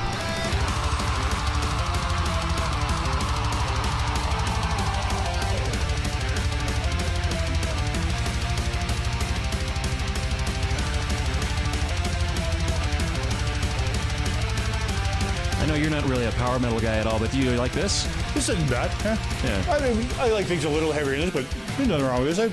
I'd listen to this. Yeah. All right. Sinful Ways burst into flames. Just a single. Yeah. Great. I really enjoyed it. Okay, I want to hear what the boys from Sadistic Embodiment think here. Let's put you. All right, Jason, Curtis, Wally. What did you think of Sinful Ways from Ontario? It was pretty cool. Sounded fun. Sounded very like you said. It didn't seem that new metal. No, didn't get to that. me, it sounded a lot. It was definitely a lot more like power metal. Definitely. On the guitar work, seemed like some like Bodum influence. I would say. Oh yes. I can see that. Feeling, especially that like main hook, like the like tempo kind of stuff. Very like Finnish extreme metal kind of going on there. Very good catch. I would say like the only thing that would really, for me at least, be put in like the new metal kind of theme would be like the breakdown. Right. Yes. That one breakdown. I love that breakdowns. So, and that's what it was. It was like that's the one thing that kind of caught my attention was that for sure. But like Wally said, definitely like the power metal feel for it for sure though. So yeah, awesome. What I hate. Okay. Hold on. What? What I hate is when bassists with bad playing technique are better than me.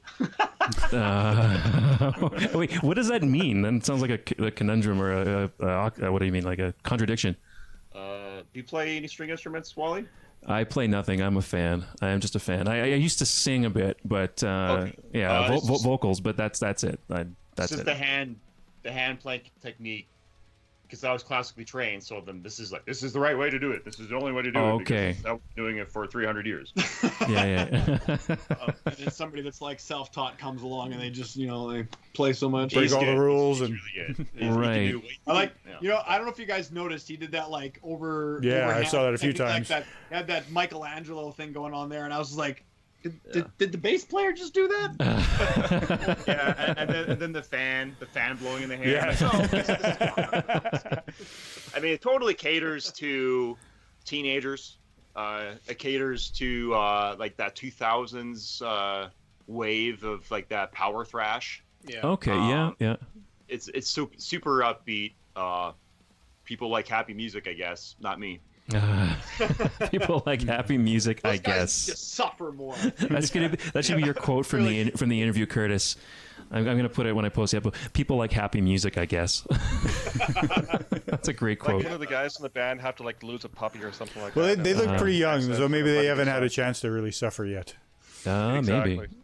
I mean, they're pretty I just got my talented first already. cell phone bill. It was $20. They're definitely tight. Like the drums were tight, guitar was tight, like all together. I Amen. mean, I could see a couple years down the road, Right. like with that bass player, like getting like more experience with vocals and stuff, and getting some more like complex song structure and stuff. They'd And probably be also, really good. in a year or two, multiple members will have bad breakups. Right. And they'll get kicked out of the house or And something. then they'll revert to some like emo thrash. And then their music will just get better with Yeah. more experience that they Better. get. Right. And I tell you, like, we were there, me and Wally. We were at some strange phase like that. I had my hair kind of like down to here too. Jason's laughing because he's like, I identify with that comment. I've been there, but I remember having hair. They're Oh, more yeah. successful than we are. We've been doing it for not very long. It doesn't matter how long. We've been in this business for like 15 years. Meanwhile, yeah. Right. And Jason too. He's been around for a long time. Jason's Sure. been in here for like 30 years. Well, look at all the guitars he has behind him, right? So that's... Yeah, one or two. I can't play them. They're just there for show. My guitars are all upstairs. Yeah, like when we play live, I just play the backing tracks to Wally's recordings. That's about it. So. Just stand there and kind of strum. Yeah, I play the guitars. It's good. Yeah. Awesome. But yeah, I know what you mean too. Like, fun song, and I just give them some time. Yeah, give it some time. Get some experience under their belt. Not bad. Yeah, even like if a band that's fun to listen to. I mentioned Stryker, and they won the Juno, right? They won the Juno. I like all kinds of metal, like the full spectrum, all the cheesy, super cheesy to the super heavy to the black metal to power metal to glam. Like I'm all across the board when it comes to anything metal. I like it, but I think well deserved. And you listen to the lyrics of that album. I mean, yes, it's experience, but there's a yawn. Wally's yawning. I think it's time for the show to end. I'm boring him now with my commentary about Stryker. I But goes put his dick in his mouth. but the songs are all about being beaten down and finally like succeeding. That's the whole album. That's being beaten down by the music industry and everything, and people doubting you and saying you're never gonna make it. So Stryker's album is about, you're No, saying? this one here. Stryker's album. Yeah. Play to win. I just had the single. Oh. Yeah, play to win. Yeah. I'm not talking about Sinful Ways anymore. But yeah, if you want to go check out Sinful Ways, go check out Sinful Ways. But anyway, that I think it's about time we can wrap things up, guys. I appreciate. If there's anything else you want to share, feel free. But other than that, thanks so much for joining us tonight. This was only episode 7 of the show. I'm gonna keep making them. I'm gonna keep. Might as doing well, this. right? What else you got to do? It's pandemic. Right. I'm going to keep making them. People seem to have fun when they come on. So at the very least, hopefully you had a good time tonight. And, and we'll just keep plugging away and maybe get some more people knowing about some awesome Canadian metal and some awesome Canadian bands. So, but thanks again, guys, for joining. Thanks, guys. That was really good. Yep. Thanks for your time. Absolutely. Thanks for having us. It was a great time. All right. Sweet. So do I hang up or do you? Do I hang up or do you? So, do I call you in 3 days, or what's the rules? They're probably just going to ghost you. It's not you. It's He him. touched my bum inappropriately. What can I I'm say? starting to sweat again. Well, I mean, if we're both Wally, it's just basically like I'm not going to say it. I'll send you a telepathic message if I need to get a hold of you. Perfect. I'll tap into the Wally network. Perfect. Okay. All right. Don't tell anybody though. They're not supposed to know about that. Yeah, we'll just cut it out. Away First slide. rule of the Bullshit. Wally Club: you don't talk about it. Awesome, guys. All right, I'm gonna end the call with you guys. Thanks so much for joining. If you want, If you want to still watch through Skype, you can. I'm just going to announce the upcoming shows and close off the show. But thanks so much, guys, for joining. All right. Awesome. Thanks, man. Yeah. All right, take care. Thanks, guys. All right, man. Jay, Wally, did you have fun tonight? I had fun tonight, actually. Yeah, that was good. They were great. Yeah, they were really good. They were awesome. You know, you don't know. Like, this is the first time since doing this show. I used to do it all the time on the old shows, interview strangers, people you never interviewed before. Never had them, and this is the first time I've gotten a chance to interview on this show someone I've never met in person. This isn't new to you. You've done that before, Yeah. but you're right. The first time on this show. On this show to interview, and and more stuff to worry about, cameras and Skype calls and technical. You got to start issues training your co-hosts to do that stuff. Free up a little bit more of your time there. You got to get a separate console over here, and we can help you out with stuff. Would you want to do that? Well, good. We I can would look into fucking it. love if you wanted to do that, man. Figure it out. That would be great. Yeah, having some help would be great.